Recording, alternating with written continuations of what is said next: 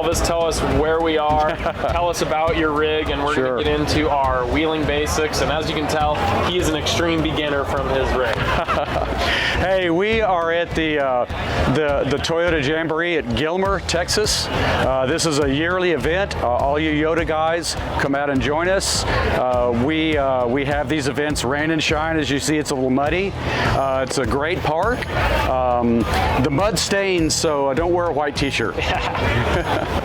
So tell us, obviously you're not a beginner from your rig, but you were leading trail rides for people who it might be their first time with their brand new Tacoma, brand new 4Runner. What's your top tip for someone who this might be their first time getting that vehicle out on a trail? Yeah, so that's an awesome question, right? So you have a brand new rig, and it's not cheap, right? You don't want any damage, things along those lines. So we have tiered trails depending on how easy or how hard they are. We do ladies runs, and that doesn't mean that the ladies can't wheel. Look at Amber Turner with her little Samurai at King of Hammers. So it makes no difference, man or woman. You should come wheeling. So what you do is you choose a trail that is good for your experience. You talk to the trail boss. The trail boss would describe the trail where you're going. They'll talk about what the obstacles are and what to look for, and more importantly, what the trail bosses will do. And I was lucky enough to be a trail boss this year. As you come up to the obstacles, the trail boss will come up to you and they'll tell you what to do, and basically you watch them. And they're going to give you hand signals, passenger, driver, stop, come. And if you listen to that trail boss, they know what your rig can do and can't do because they're experienced. And don't be sad if a trail boss denies you and moves you to a different class depending on, maybe you signed up for a trail that's maybe not the one that you want. Remember, these guys and girls, our trail bosses here, they've been wheeling for a number of years. I think I've got 10, 12, 13 years experiencing off-road. So listen to your trail boss. They're not going to steer you wrong. Okay, so we're on a lot of these trails, and you come to the base of an obstacle, and there's 4 different roads, lanes, ways. I know you know your rig, you know the trail, you're like, oh, I go right up this way.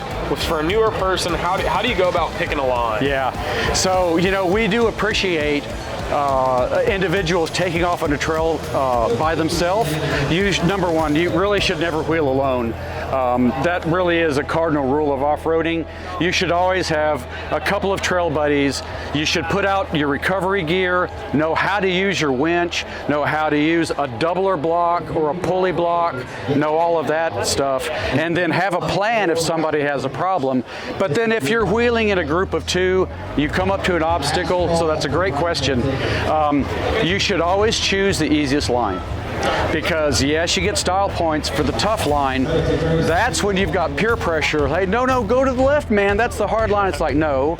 You take the line that gets your rig to the top without any body damage. Yeah. And as you become more experienced in off-roading, then you will learn, you know what, it's time for me to take that right line that only the buggies take, or the right line that John or Jane or Joan crawled in their 4Runner.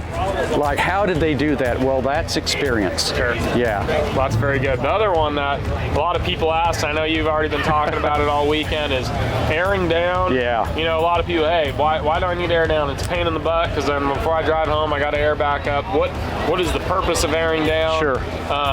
Why do we air down? How does it help us when we're on the trail? Sure. And, for a stock, or not a stock rig, but, a typical, something that's not bead locks, what would you typically air down to? Because that's a totally different ball game. It is. Bead locks. And I'm glad you mentioned bead locks, because these are bead locks. I can go to 0 PSI, and I have accidentally, and not have the tire spin on the wheel. So if you don't have bead locks, that's fine. I'd stop at about 20 PSI with a non-bead lock wheel. So tires are engineered to have a certain amount of pressure, and that pressure brings the tire carcass up and doesn't let the tire carcass move around too much and get too hot and blow out. So that's why it's important that you keep your tires aired up to whatever the manufacturer says. Now, when you're off-road, you're not running 60 miles an hour down the highway, your tire's not going to heat up. So you're able to drop that tire pressure. And dropping the tire pressure allows you more contact patch on the ground. The lower the pressure goes, the more the tire flattens out. You have more surface area on the ground, gives you more grip. Not as much stability because the tire will squirm, but you do need that grip. 20 PSI with a good all-terrain or mud tire without beadlock, that's a point that I would stop at. Very good. Last thing we had two last things I wanted to ask. What are your tips? We do a lot of water crossings, especially being wet today. A lot of people don't know, hey, is it deep? How do I go through this? Do I bomb through it? Do I go slow? What's the tip for that? And then after that, your last thing, tell us your favorite place to take this thing. Yeah. Just if there's any last things you want to tell someone who's getting into off-roading and getting into wheeling to try to get them out and make sure they're having fun and being safe. Right. Okay, so water crossings. Well, that's actually very important. In the United States, diesels are popular, but almost everybody runs a gasoline engine. Gasoline engines have spark plugs. Water is a conductor of electricity. You do not want water on your spark plugs. So you will do everything that you can to keep water out from the inside of your engine compartment. So a water crossing. Well, if it's a small puddle, don't be silly. Just turn to the right and splash in the puddle just because you can. You don't know how deep it is. Straddle it. If you come to a puddle that you can get 2 tires just on the edge, just go right to the outside of those, keep the tires to the outside. When you get to a puddle that's deep and you've not gone through there before, go out and throw a rock into it. Or, take a camping pole and see how deep it is. And if you've got to go through it, you have to go through it. So the key here is you go through it, you drop your tires into where you feel they've stopped, and then you power out. So drop the tires in, and you don't want to go too slow because when your rear tires hit that puddle, the front tires are wet, it's quite possible you'll lose traction. So the key is, slow and steady. We're not Australians with diesels and snorkels who can bury the entire engine. They don't have spark plugs. They don't have those electronics that we do. So the key is conservative. You don't have to show off, so don't show off. So let's see. Cool places to wheel. Well, I've wheeled a lot of really cool places all over the United States. Sand Hollow is a wonderful place. I've been to Moab as well. Multiple places down in Texas. Catempsy Rocks, K2 is an awesome place. King of Hammers, I try to go there every year. I get to work recovery, and I work that, but that's working. But places to go play. My favorite amazing state park in Texas is Big Bend Ranch State Park.